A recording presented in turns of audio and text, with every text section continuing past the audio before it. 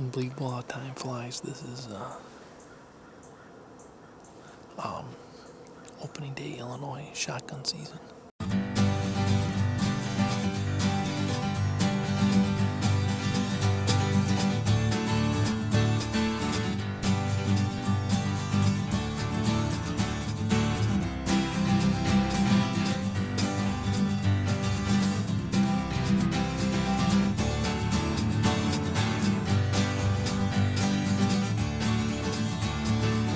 Not too bad. One buck was a 2.5-year-old. I filmed him. He wasn't bad at all. Just wasn't the buck I'm looking for.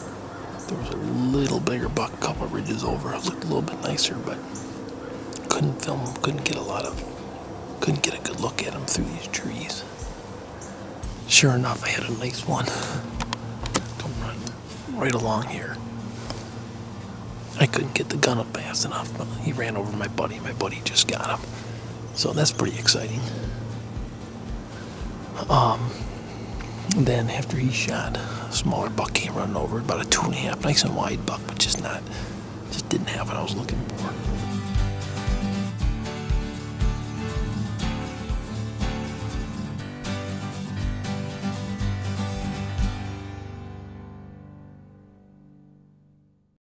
Well, a little change in pace, you know. Been bow hunting quite a bit this year. Wanted to get out here and do some rifle hunting in Wisconsin, try something different. Opening day, Wisconsin, one of my favorite places to be. I started hunting here as a kid.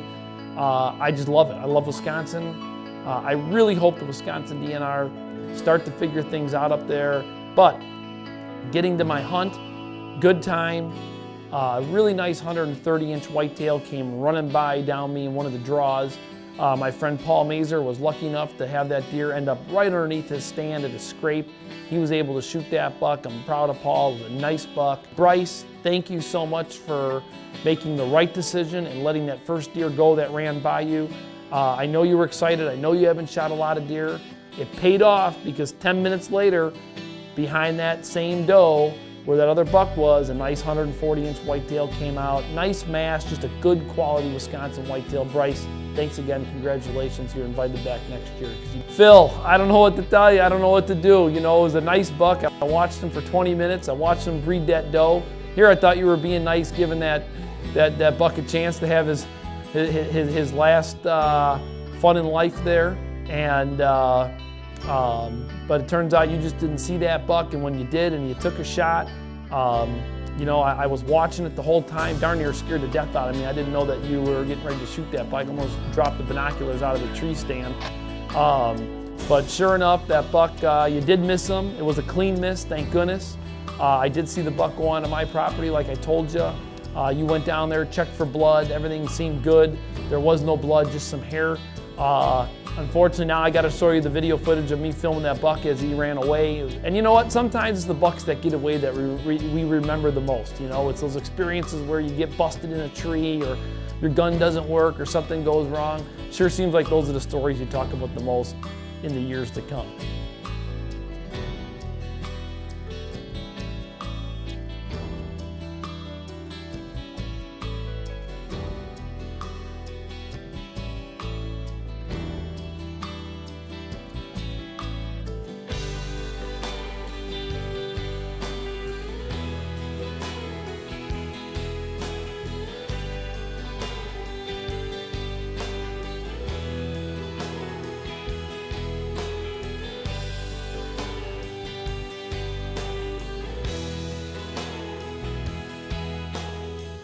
You know, neighbors need to start getting on the same pages. People need to start working together if the goal is to shoot bigger bucks. You know what, for me, that's what I want. I want to shoot bigger deer.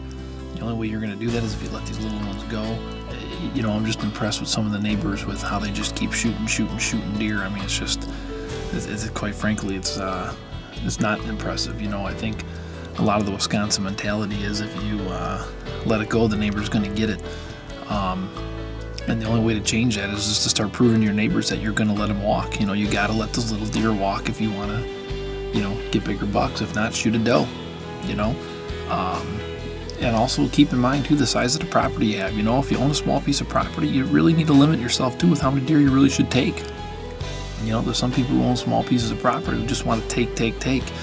And, at some point you got to think about giving, whether it's giving a portion of your property to sanctuary, where you're never going to go in, you're going to let those deer have a safety zone. Here on this particular piece of property, I've got 40 acres of pure cattails that we never ever go in, and those deer are heading towards that spot, and they're gonna stay out there until evening. That's what you got to bank on. It's been a great couple days of hunting. I've seen some nice deer. Nothing that I wanted to shoot. What are you gonna do? You're gonna eat $500 worth of tags, and you're gonna head home to Illinois. Is what I'm gonna do. Up there, I've got some food plots left. I'm gonna start focusing on the late season. Get out there and start bow hunting, and that's the plan. So.